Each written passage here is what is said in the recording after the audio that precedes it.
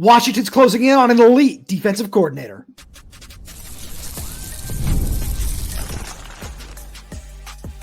You are Locked On Huskies, your daily podcast on the Washington Huskies, part of the Locked On Podcast Network, your team every day.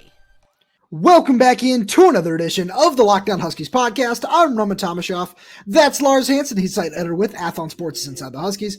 I'm the site editor with Huskies Wire. Thank you for making this your first watch or first listen of the day, as we are part of the Locked On Podcast Network, your team every day. And today's episode is brought to you by FanDuel. The NFL playoffs are almost here, but it's not too late to get in on the regular season action with FanDuel, because right now new customers can finish the season strong with $250 in bonus bets if your first $5 bet wins. Visit FanDuel.com to get started. Lars got a really fun show coming at all the everydayers today. We're going to jump into some transfer portal talk at wide receiver. You've got some very strong opinions, let's just say, from our pre-show that you're going to get out there, so stay tuned for that. But Lars, the big theme of the show today, former head coach at Purdue, Ryan Walters, according to Matt Zenitz, a few other guys have said that Jedd Fisch is looking at him as the favorite as Washington's next defensive coordinator, and I think this would be a truly elite hire. Yeah, so let's kind of run through some things if you think about it, where obviously his time as a head coach at Purdue didn't go well, right? Just kind of call a spade there. But that often doesn't mean, hey, he's actually a bad coach. It's just look at the resources at Purdue. You look at, I think a lot of that team honestly wanted Jamarcus Shepard. No shot at Ryan Walters on that one. But it just, kind of the locker room seemed like they wanted him. He was an interesting sort of, choice at the time. I think he was coming from Illinois, if I'm not mistaken. Yep, you're right.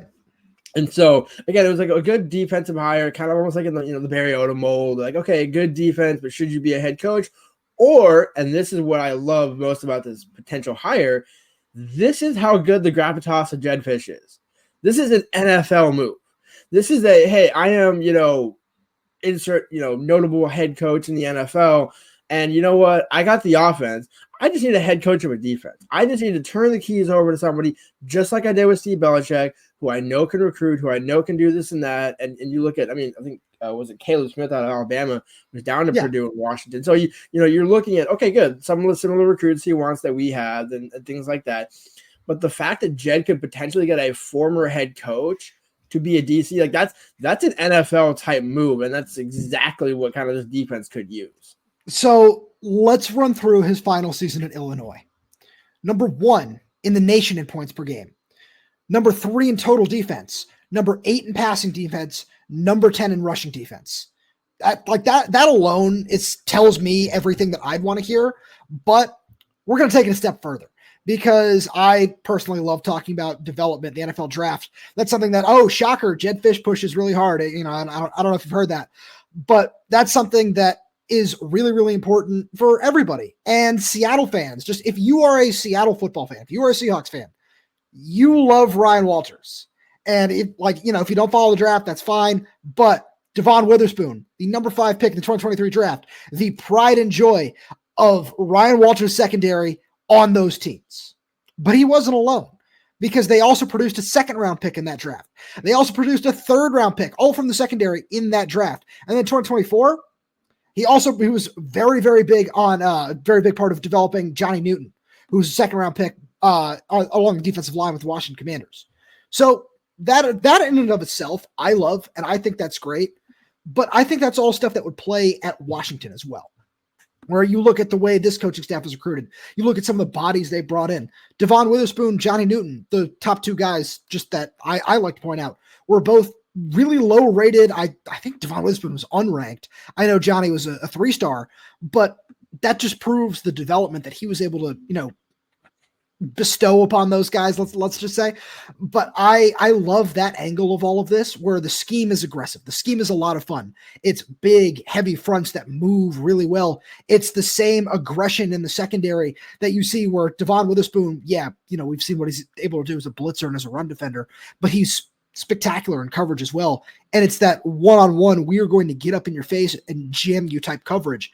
And just the more you watch the scheme, even if you look at Purdue, which struggled for a variety of reasons, a lack of talent at a bunch of positions being one of them, I still look at this and I would say I would throw out all his, time as a head coach. That doesn't go well for some people, and that's okay. if you are an elite defensive coordinator, which he has proven to be, I am more than comfortable making this hire. Yeah, well, and if you think about where did Devon Witherspoon go to high school? What region of the country? Oh, he's Florida, yeah. Exactly. And so like all these, this the other side of this bonus is coached in Missouri in the SEC, coached at, again, you go Arizona, North Texas. So he's literally been all over the map, which means it's good for recruiting. That's a guy who can say, I already have established connections in Florida. I already have established connections in Texas. I have established connections in the South in general, where Washington is trying to break into. And I think this is a good, if he were to be hired, also did serve as a co-DC in Missouri when he was first starting out in 2016-17. So that could be a situation where if you're Robert Bala, because again, we both like Robert Bala, but Absolutely. I think at the same point, if you also look at Bala and say, well, hey, we have this former head coach coming in to be our DC, we'll still give you a pay raise. We'll still give you X, Y, and Z because you've done that on the recruiting trail. And let's be fair, probably the linebackers are the best position on defense this year, just as a collective unit. Let's dive into that. I don't know about you, but I got plenty of questions when I put that out there saying, hey, what's going to happen with Bala if this does become official? Because, as of right now, this is all just reported that he's the favorite. Nothing has, been signed. There's no pen to paper, nothing like that just yet. But if that does happen, I wouldn't be surprised if we saw some kind of, a pay raise at the very least for Robert Bala, if maybe some kind of title change in there, the co-defensive coordinator. But I look at this and I say I wouldn't be concerned about losing him because, you talk about the on-field production, but it's also the recruiting. Not only did Robert Bala bring in an impressive class of linebackers, 2 4-stars, including Zayjus Rainey-Saleh, and a 3-star, but now that it's official, we talked about it on Thursday, obviously, the signing of 3 excellent portal linebackers in X-Ray Alexander, in Jacob Manu, and in Buda Aluka. Like that in and of itself is, and we're going to get into what Ryan Walters can do as a recruiter in a few minutes, but that in and of itself is deserving of a pay raise and deserving of Jed Fish trying to find some way to keep him around. Obviously, after the Pete Thamel reports of nobody else is expected to follow Steve Belichick to North Carolina, I wouldn't be super concerned about losing him unless a, shocker happens late in the process with somebody saying, hey, we want to, probably another Power 4 school saying we want to hire you as a defensive coordinator. But this is the kind of move where you can bring in Ryan Walters as the defensive coordinator and play caller and still make Robert Bala a co-DC and give him the bump and everything that you would need to keep him around. Yeah, and I think Bala kind of would understand it. And also, let's kind of just call a spade a spade. If Walters wants to get back into being a head coach, or you play it out in a year or two and say, hey, we want to hire so and so because look what he did at Washington's defense. Like maybe we can hire him at Missouri if Drinkwitz takes off, or if whatever the case may be. We're just the second because everybody loves to hire their bridesmaid, and then we actually go marry the bride. It's like, oh, well, it's not exactly what I thought. Making him a head coach. So hey, maybe you're just a better bridesmaid than you are a bride. Just groomsmaid, better groom, that sort of thing. The bridesmaid is the actual. I get the reference you're making. Yeah, I just had to make that clear really quick. But you think about it, like, okay, this is probably not a long-term hire, kind of like Steve Belichick, where it's like you knew he wasn't going to be a lifer at Washington, where everything has kind of always been, hey, how long is Jed going to be here? Where it's like, I think at this point it really doesn't matter because if he wins, you're still a destination school. You're still a destination program. And so now you're having all these kind of positive things to be talked about you with. I wouldn't be worried about, oh, hey, well, he's only going to be here for a year or two, because that's, again, why Bala would stay on staff. You say, hey, you know what, maybe learn from Belichick, learn from a former head coach, and it'll make you DC next year if Walters takes off. Sure. Again, if he takes the job. So with that being said, you're not really worried about, oh, hey, well, what if this guy takes half our defense next year? It's like, well, he's not taking Zayjus. He ain't taking, X, Y, and Z, because, again, Kamori committed because of Steve Belichick, stayed because of Steve Belichick, told me that back in May. Everybody else that committed for the linebackers in this class is staying because of Bala. So it's more about Bala than it is about, this new coach potentially taking some of our players in the future. Lars, let's jump into what he can do on the recruiting trail too. Right after a message from our friends over at Rocket Money. Did Rocket Money help you find any subscriptions you forgot about or that you're paying for twice? That definitely happened to me. I had a few subscriptions that I didn't even realize I was still paying for, and Rocket Money made it so easy to track them all down. It's like having a personal assistant for your finances. Rocket Money is a personal finance app that helps you find and cancel your unwanted subscriptions, monitors your spending, and helps you lower your bills so you can grow your savings. It brings everything together in one place with its subscriptions, your spending habits, or even the goals you want to hit this year. Rocket Money has over 5 million users and saved a total of $500 million in canceled subscriptions, saving members up to $740 a year when using all of the app's premium features. For me, one of the best features is the subscription tracker. I've used to cancel services I wasn't using anymore, and I've already saved a ton. Plus, with their goals feature, I've been able to automatically set aside money for my future. No more stressing about budgeting every month. Cancel your unwanted subscriptions and reach your financial goals faster with Rocket Money. Go to rocketmoney.com/lockdown today. That's rocketmoney.com/lockdown. One more time, rocketmoney.com/lockdown. Lars, there's a lot about Ryan Walters on the recruiting trail. Number one thing, we set this out to our Locked On Huskies insiders a little bit. Shameless plug. Check it out in the link in the description below. One name to watch, in my opinion, yours as well, is defensive tackle Jeffrey Emba, where if Ryan Walters does end up taking the job, that would be a really interesting name to keep an eye on, because this is a guy who, he's not necessarily the pass rusher that you're looking for, but a big physical body, 6'6", 302 pounds, transferred to Purdue from Auburn after being the number one junior college recruit in the country a few years ago in the 22 class. This is the kind of guy where you look for big, physical, Big Ten experience that can stop the run and do exactly what Washington had trouble doing this year because they didn't have enough bodies. Emba would be the guy. And it goes beyond that, goes to high school ranks as well, where a couple interesting notes from his 2024 class, but we'll get into that after the transfer portal stuff, because that, we talked about David Gusta on the show before, and, honestly, right now, it doesn't seem like Washington is the favorite, what we'll say in terms of the mix for David Gusta. But if you look at what Jeffrey Emba brings to the table, I would be more than happy with bringing that guy in. Yeah, well, again, it's kind of what I teased in that first segment, where he goes all over the country to get guys. It goes down to Florida, It goes down to Georgia and Alabama. So I don't think that there's no real. First of all, let's just kind of back it up a little bit. If you take a head coaching job at Purdue, it's not a top flight job, but as we've seen kind of over the past 2, 3, 4 years, where it's like, okay, you know what? You're still in the Big Ten. I still would rather go play for that school and try and carve it out.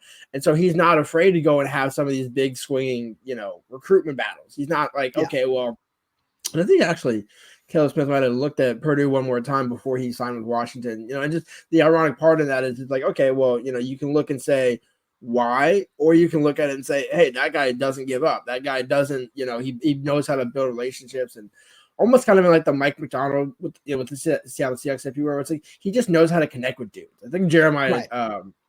Who was Daniel Jeremiah? I think he was the one that said that. Where it's like you just kind of want a coach that just knows how to connect with dudes, and I think that would be the other kind of piece to this, is where, because it's a great name, Jeffrey Emba would love that addition. Sort of, because again, personally, I would love David Gusta just because better for the story, all that, the redemption arc, if you will, coming from Wazoo to UW.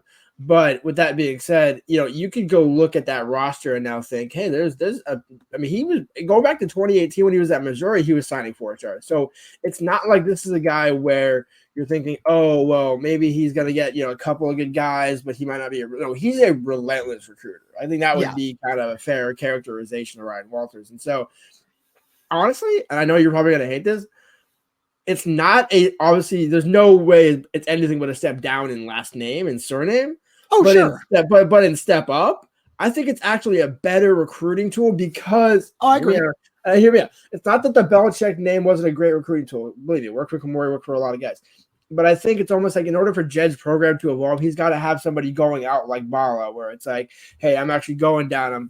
I'm making all these calls. Where it's Belichick more like the aura of Belichick, and he'll make a couple of calls, but he's not going to pull up to a camp on a Friday night on his own, in the middle of May or June. So I want to back up what you just said with a couple of facts here. And this, I've got a whole lot more that I can just only do one thing at a time over here. But as I look at this, Lars, where do you think Purdue's 2024 class ranked on 247 Sports? It was just wild. Nationally? Like nationally? Nationally, yeah. 45. 29. So he did a really solid job with that class, and so it only had 4 4-stars, it's a big class, but 3 of those 4 4-stars are defensive backs, 2 safeties and a corner. So he did a really good job recruiting the secondary. Obviously, that's what his background is. He was a safeties coach for a while. So he did a really good job on the back end of the defense. The 4th was a 4-star quarterback, Marcus Davila. But I feel like that only tells part of the story where, obviously 2025, the class didn't go the way he wanted, but he also got fired. And it was a 1-11 season. There's not a lot that you can do there.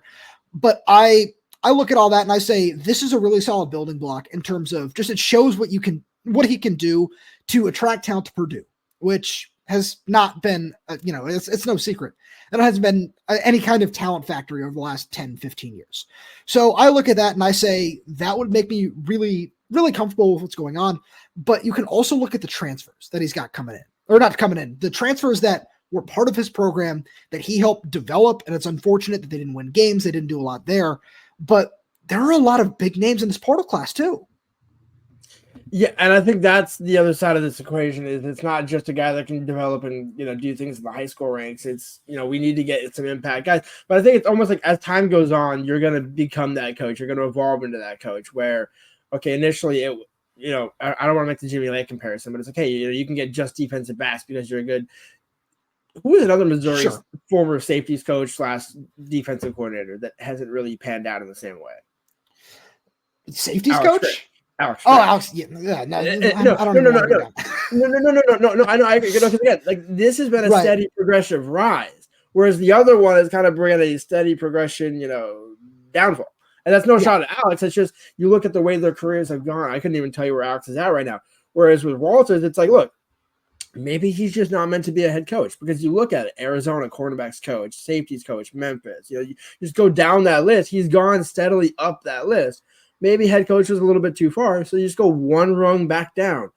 Top 3, top 5 defense in the country. Like that's what we're looking at here. And I think from that perspective, yeah, you can go get anybody in the portal because what's a better destination to recruit to? West Lafayette, Indiana, which I don't mind the state of Indiana, or Seattle. Sure.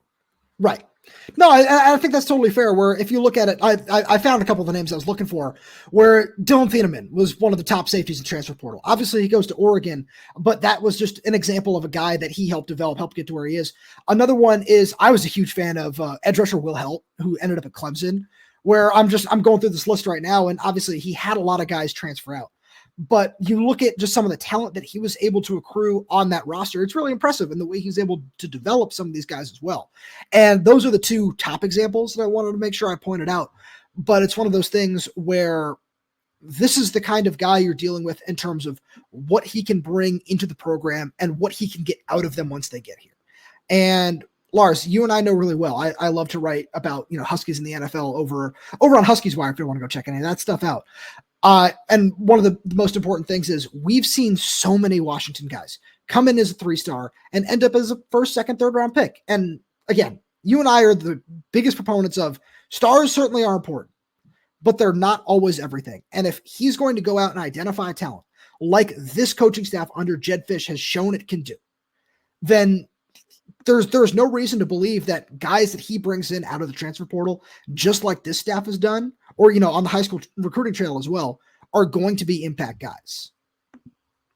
No, absolutely. And I think, it's a matter of when you're coaching in the Big Ten and you're a head coach in the Big Ten, no matter how successful or not you are, you still understand the assignment. You still understand what guys you need to go and get. And, every time when head coaches get fired, you can look at it and say, well, was it, Jimmy Lake situation where he kind of sabotaged himself, or was it just a kind of a case of circumstance where, okay, maybe the offense wasn't as good, defense was good, but you only went 3-9 or 5-7, 3-9, 5, And by the way, I think he only got 2 years in Purdue. So let that kind of also, be a lesson of like, hey, maybe it was, they made one hire and decided to go in a different direction. He just seems like a guy who's more destined to be maybe a 2, 3, 4 year DC and then go back to try being a head coach. And by the way, perfect for Jed Fish because, again, now you can say, hey, I'm a former NFL coach who now is getting former college head coaches. And he didn't have that at Arizona. He didn't have that at all at Arizona. So getting a former head coach at the Power 4 level and the Big Ten level, that's significant. So let's close that on this before we get into some more transfer portal stuff. I'm really glad you bring up that he didn't have this at Arizona, where he's done a really good job of bringing in talented coaches to have on, not just on the coaching staff, but as analysts, as different things like that, and just making connections. But this move and getting somebody like Ryan Walters is exactly why he came to Washington. This is another thing I wrote about over on Huskies Wire. Washington spent over $7 million on its assistant coaches pool for the second straight year in 2024. You're not getting that at Arizona. You're not. And it took $1.2 million to get Steve Belichick here. If the number is somewhat similar to get Ryan Walters, not going to be surprised. And I honestly wouldn't complain. I think that this is the kind of guy where if you bring in his scheme and bring in everything that he's about, like we just laid out, that I'm not going to put any numbers on it and say this, I think it'll be, top 25 defense by the end of next season. But at the very least, we're going to see I don't want to say improvement, because I think the Belichick scheme was fine. I know you agree with me on that there were certainly some improvements that needed to be made personnel wise on the interior of the trenches. But the more I look at it, the more I say this would be a really strong hire in terms of where the world of college football is going and what Ryan Walters brings to the table. It's all perfect. It's all exactly what you could ask for. But Lars, we're going to switch gears here because we got to get into what might go on at wide receiver.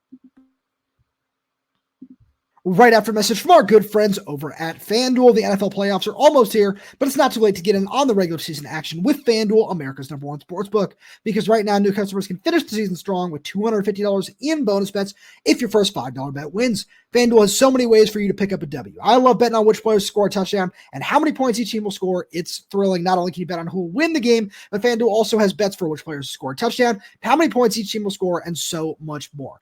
One that I just never fails for me, Jamar Chase, anytime touchdown. Always love that one.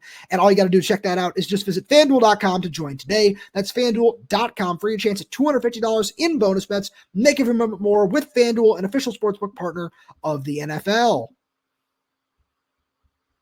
Lars, I know you have a lot of thoughts that you want to get into. As we record this, things could have changed since 4:09 Pacific on Thursday, December 26th. I'm just making that clear in case Johntay Cook has announced his commitment by then. This is something we've gotten a lot of questions about because he is still crystal balled to Florida. And again, if things have changed, we apologize. But Lars, no matter what happens, everything that you've brought to the table still stands.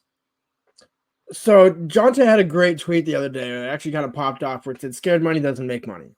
I almost guarantee Jed Fish told him that, because that's something Jed seems like he would, kind of challenge and respectfully would challenge a recruit. Kind of similar to when he asked Will Rogers, "Hey, would you rather go, play, 12, 13 games and pass for 4,000 yards somewhere else, or learn how to be an NFL quarterback?" Fair point. Fair trade, touche. So when you look at the top receivers, so I combined on PFF Washington and Florida's receivers. Just kind of we're gonna do a little message and a game here, if you will.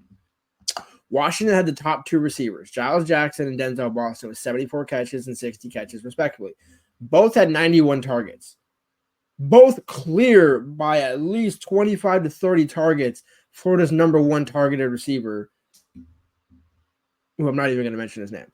But with that being said, the reason why, yeah, thank you for that. Hey, but the reason why number 2 is Elijah Badger, who was a former UW target, kind of in that similar mold. He was a 1 year comparatively to Jeremiah Hunter, if you will. Yeah. Jeremiah Hunter, who we have long talked about on the show this year, did not have the season that we thought he would have, just based on numbers, targets, involvement, things like that. 33 catches, 44 targets for Jeremiah Hunter. 39 catches for Elijah Badger on 61 targets, which tells me two things, as I told you before the show. Graham Mertz is not that good. DJ Lagway should have probably played a little bit earlier. But also, how much of that is scheme? How much of that is, okay, hey, we can stack all these receivers here, but at the end of the day, you're only going to get 40-30, 40-30.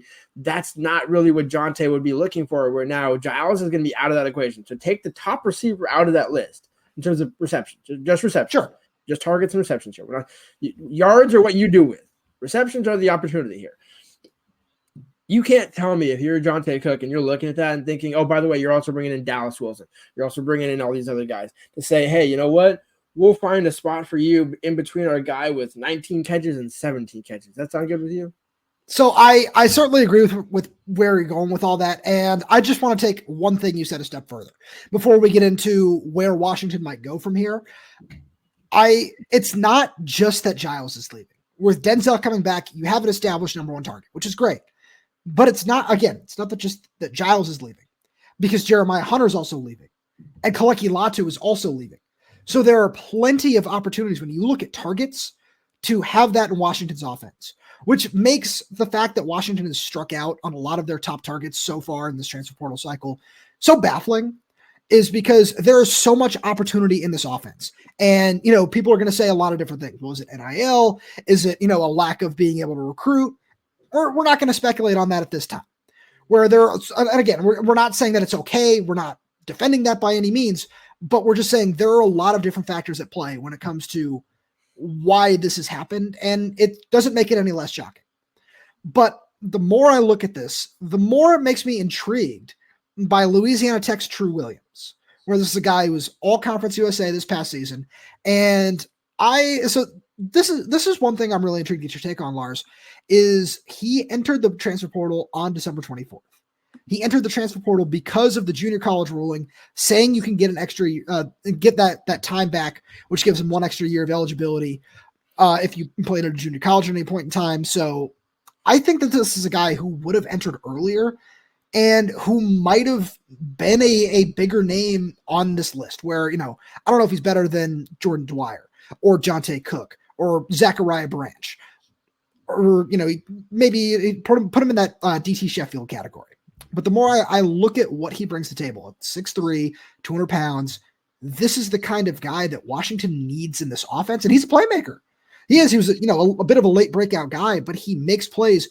And for what this, I know you'll love this, for what Washington wants to do with Devon Williams and give him a veteran target, like we saw them do all spring long with Jeremiah Hunter working with the second team offense, just so, as you said time and again, so Devon Williams would have an experienced target to throw to. Why not bring in another guy like that? And I'm not saying that to say, hey, Denzel's not that guy, because of course he is. But I'm saying that to say, when you look behind him, I don't have the numbers on the top of my head, but I believe between everybody else in that room right now at wide receiver, there are like a total of 16 catches. And I could be a couple off on that, but between and I'm not joking, literally everybody else in that room, it's just really inexperienced, and that's okay. There's a lot of talent in that room, and we like a lot of the players in that room. But after Keith Reynolds transferred, I believe that the only players with catches at wide receiver are Rasheed Williams and Audric Harris. Yeah, you said 16 total, right? I did. Yeah, because it's 10 for Rasheed, 5 for Keith, and 1 for Audric. So yeah, so it was the only. Well, all right. That's its own concerning issue that I'll get it on my own time. But with that being right, a little too accurate there. But with that being said, you're absolutely right. And that ties in perfectly to my point of like, look, the targets are there, the catches are there.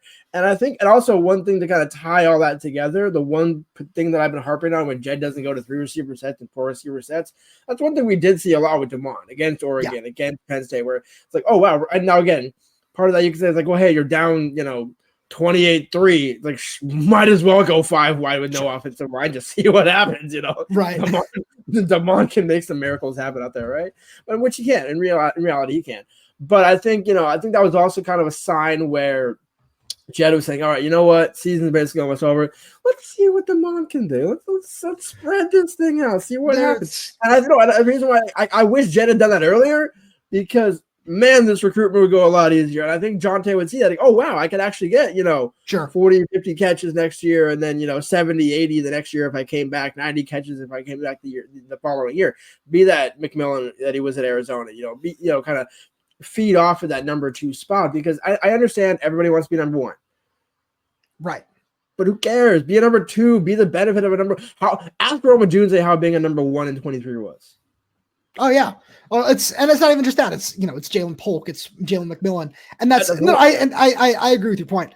It's just the more I look at this, the more I as we have this discussion, the more I'm still shocked that you weren't able to pull in one of these other targets. And again, I'm not trying to knock True Williams. I think he'd be a really nice fit for this offense. But when you talk about the spread, I do think that's something we're going to see a lot more of with Demond at the helm, for the simple reason of why not put as many defensive backs as you possibly can on the field to spread the defense out and give Demond more opportunities to run.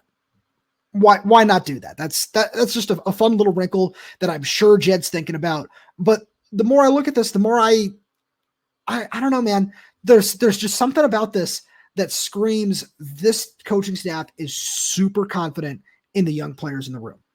Where I don't Like that's me, maybe duking a little bit, maybe getting a little out of my skis and saying, yeah, they like Jason Robinson, they like Rashid Williams, Audric Harris, Justice Williams, all these true freshmen that they're bringing in. But the more I look at it, the more I say that might play into this as well. And I don't think that's the main reason, but it just makes me think about what we might see when we get out there for spring ball in a couple of months. If you think about it, Audric played 7 games. They burned his red shirt for a reason. Yeah. Keith was, again, I'm not proud to say it, but it's like I told you, one of those guys was going to transfer. It wasn't going to be Kevin Green. It was either going to be Jason Robinson or Keith Reynolds. You pick one of those two. And J-Rob being the younger freshman, more long-term of the program, special teams award banquet, all that sort of stuff. Absolutely. Give him another run at that position as after a full redshirt season. But yeah, you got Marcus Harris, you got Deji Jose, you got and I know Deji's coming in June, but you got Chris Lawson, you got Raiden Vinesbride, who I know is coming off the injury. But you're looking at the depth in that room and thinking, okay, well, again, this is kind of the full circle thing we were talking about. It's like, they really need a receiver? It's like, well, yes, they do. Yes, they do. Definitely do. They definitely do, but it's very hard to find that receiver, especially in the portal when you're saying, hey, come be our number 1 or number 2. At Washington, you might be 3, 4. Look what happened to Jeremiah. It's like, right. And that does not help the cause. But it's also like, yeah, but look at Giles and Denzel. Look at, again, McMillan and Singer. Look at what Jed did at Arizona. There's a progression there to where, yeah, if you're worried about Audric taking your snaps, I guess be worried about a freshman that played 7 games and had 1 catch. Like if Johntay Cook is really scared about that, like scared money don't make money. Lars, as always, thank you so much for being here. Thank all everydayers tuning in. We really do appreciate your support. We got so much more fun stuff coming through for you throughout the offseason. So make sure you subscribe wherever you get your podcasts, whether that's YouTube, Spotify, Apple Music, Amazon Music. We're there. We're everywhere. We're updating the channel with new content every single day. So make sure you click that like button, click that little bell so you never miss we post a new video. If you have any questions, comments, concerns, drop them right down below in the comment section. And if you're audio only, please give us a 5-star review, as it does help us out a lot. Thank you so much for tuning in, and we'll talk to you on Monday.